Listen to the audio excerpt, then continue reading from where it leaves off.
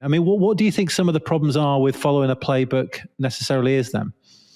Yeah, I mean, I think, to be honest, I'm not against playbooks. I actually really enjoy and really suggest that you do create playbooks wherever you're at. And I think that having a playbook for demand generation and marketing overall is a really, really smart idea. And because it allows you, like you said, to have a complete sort of process from A to Z. And I think the problem with using existing playbooks is that you are essentially trying to replicate what someone else has done, even if it's you trying to replicate something else you've done sort of in the past. It's sort of like when you watch, remakes or reboots of your favorite TV show, and they've brought all the old cast together. It's a hot thing right now, and it feels close, but it's just not the same. The characters are now 30 years older or 40 years older or whatever. They're doing similar things, but it just doesn't feel quite the same. It doesn't have the same impact. It doesn't capture the same zeitgeist, if you will.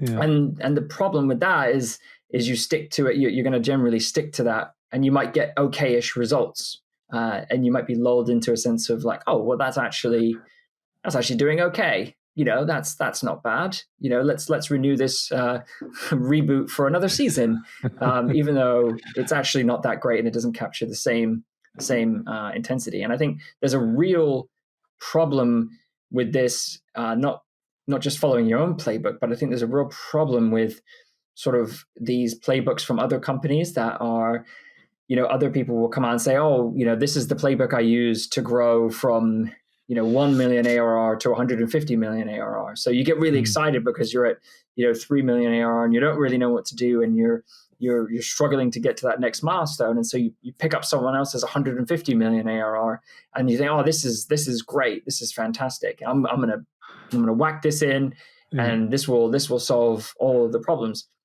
And parts of it might work for you, and you might be feeling like, actually, yeah, okay, this is okay, this is all right. But in the case that unless you've got an identical product, an identical audience, and an identical sort of time, it's going to be very, very difficult to have that work for you. I know plenty of companies who during the pandemic, said, oh, the switch to webinars was fantastic for us, it was absolutely incredible, and everybody just loved it, and it was just smack on.